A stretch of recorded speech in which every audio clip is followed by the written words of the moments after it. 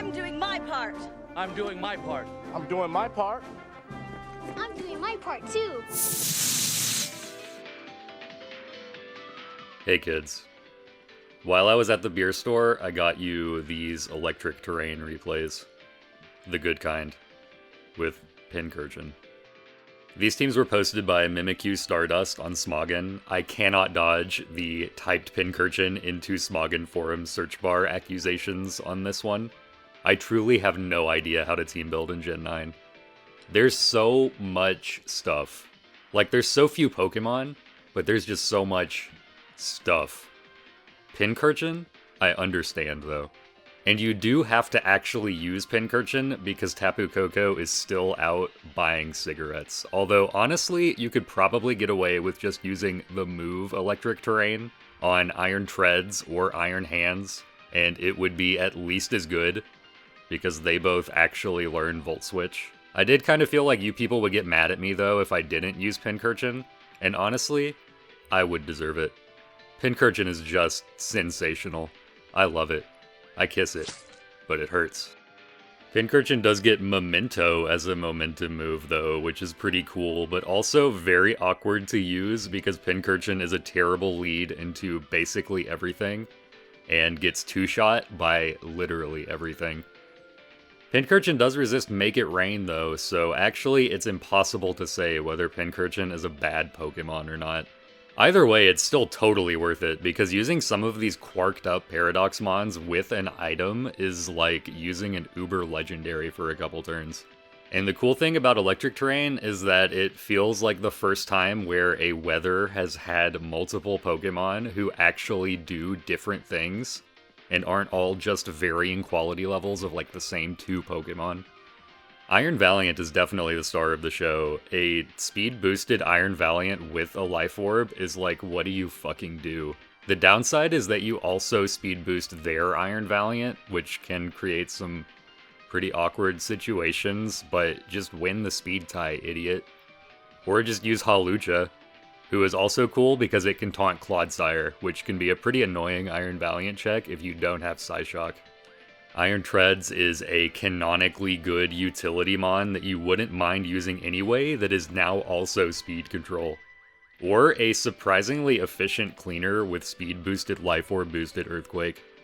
Especially because it can lure Corviknight for itself with triple boosted Wild Charge. Iron Moth can go Boots Agility with a special attack boost, or if you're nuts, you can just go Super Specs and be like a bootleg Chi-Yu that also has U-turn. Quark Drive plus Electric Terrain will boost Iron Hand's electric moves more than Choice Band would while letting you use a different item, and they both still ignore Unaware. Iron Thorns is kind of like a Walmart brand Iron Hands that can sometimes get 2 Dragon Dances, if you memento the right thing, or if your opponent just forgets what fucking type Iron Thorns is. I would say the greatest regrets of my life are losing touch with friends and family due to socially isolating myself, and also not thinking of the nickname Robot Rock before getting these replays.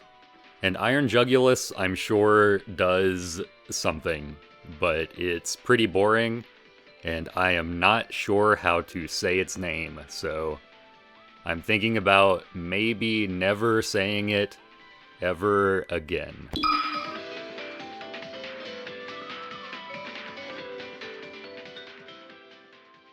I do like how Pincurchin is an honorary ping pal because its idle animation only moves like 3 pixels anyway. I was hoping they would have more models on Showdown by now, so this video would look better, but hey, at least we have Dondozo. There's always Dondozo. Ready? Go! I lead Pincurchin because I need to look at Pincurchin quickly to give me the emotional strength I need to win this game. I'm surprised they just let their Cinderace take a discharge instantly, but I guess Cinderace does kinda suck into like half the Pokemon on my team. And also, I think people just expect Pincurchin to actually learn Volt Switch. Anyway, with the Cinderace paralyzed, that means I can just throw my Glamora to the fucking wolves. Since now it can't court change against anything but Pincurchin, even without Electric Terrain up. So this was the battle that made me realize Quark Drive Iron Treads is kind of incredible. Like, it seems like it has the most mid stats of all time, but this coverage is deceptively good, especially because, check this out. No loafing! Yeah, I know what you're thinking. Finally, something to counter-team Brute Bonnet. It kinda sucks that Ice Spinner removes your own terrain, so you can't really use the gamer's coverage of Bolt Beam plus Ground, although I do think Ironhead kind of justifies itself with the amount of random things that will Tera Fairy and then become a broken Pokemon. I love how this scenario plays out in the most level 1 way possible. Every time I'm in this situation as Dragonite against Kingambit, I use every single neuron in my brain, and I'm like, well, if they Sucker Punch, I want to Extreme Speed, and then they're probably going to Sucker Punch again, so I should Extreme Speed again, and then they're going to Tera Flying to dodge the Earthquake, so I should Ice Spinner to catch that. And I forget that if you're weak to Earthquake, and Earthquake fucking kills you, maybe they're just going to click Earthquake.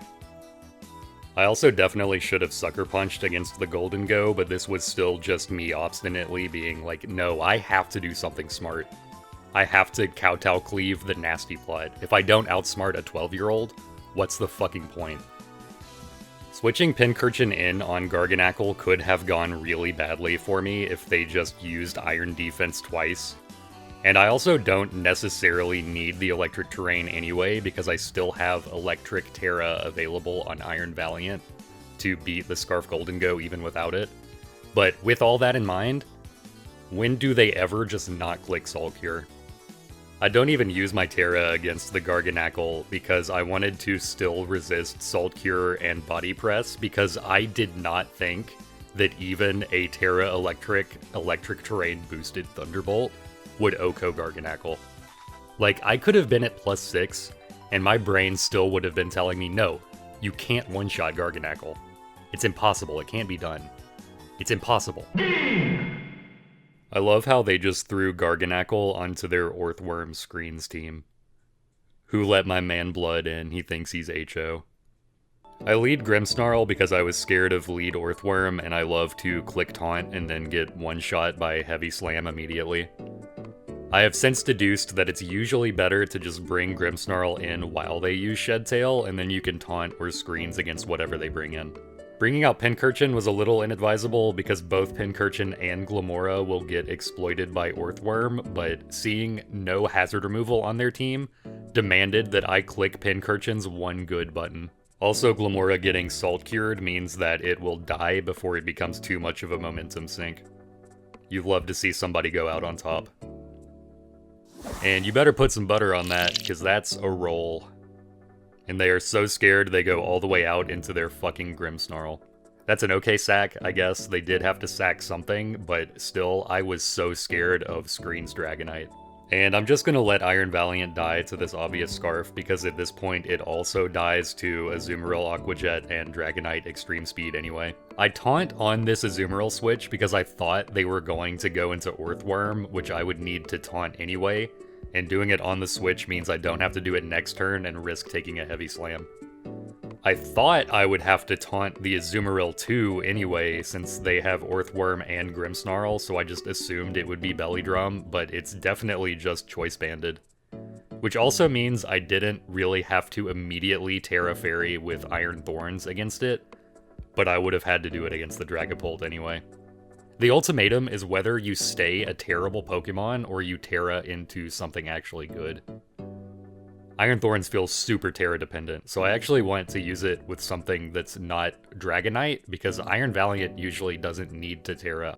Thunder Punch does just enough to cuck the Orthworm from Shed Tailing, but not enough to kill it, so if it actually attacked me, then I would have been kinda boned. I wish that Thunder Punch didn't completely suck ass, but I think that you still want to use it over Wild Charge, because Iron Thorn's bulk is like the whole point.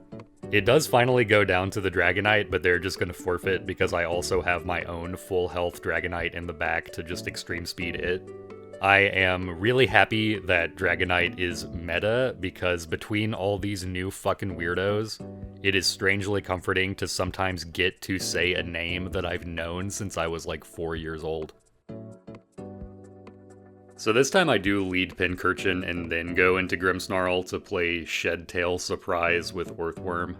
I probably should have tried to Spirit Break the sub and then set up Light Screen, but it would have been pretty embarrassing if Spirit Break did not break the sub. And I did not want to calc it because I'm not your fucking bean counter. Iron Thorns being fun as hell to use has made me accept it for what it is, because at first I thought it was so lame. It's literally just Tyranitar, but with more lines.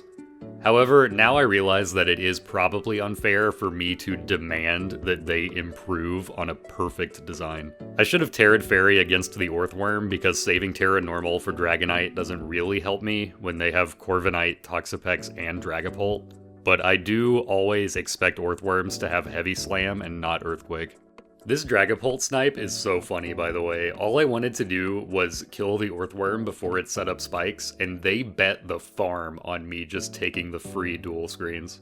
And then, look at how in control of the situation I am for 5 turns. Boom! Spikes on the Baneful Bunker.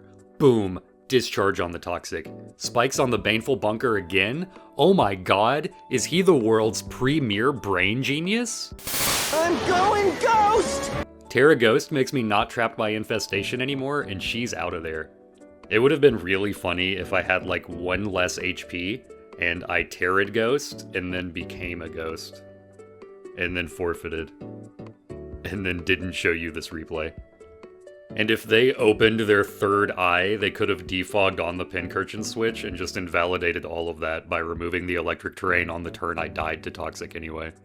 And then look at how not in control of the situation I am for 5 turns. Okay, so number 1, I can't believe I did not Thunderbolt here. It will be the greatest sorrow of my life.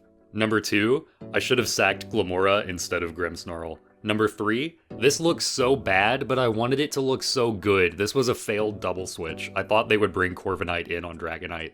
And number 4, apparently I'm just the fucking protagonist anyway, and it doesn't matter. Because they have Dragon Claw to give me a free switch in, and they're adamant, so I'm still faster anyway. Yeah, luck is the residue of design, or something. And the design is Pincurchin. I probably could have just clicked Thunderbolt for Iron Valiant, and I would have won unless they got a double Baneful Bunker, but I'll let you in on a little secret. There's 15 more turns of this battle, and pretty much all of them are spent by Corviknight singing the 8 Roost PP blues. Did you know Power Gym has 32 PP, by the way? That's incredible. The real power is that you can PP stall 4 Corviknights. Or 2 pressure Corviknights, I guess.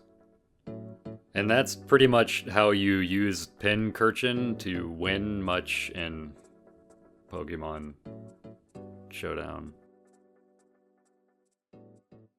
Anyway, that's why your mother and I won't be living together anymore.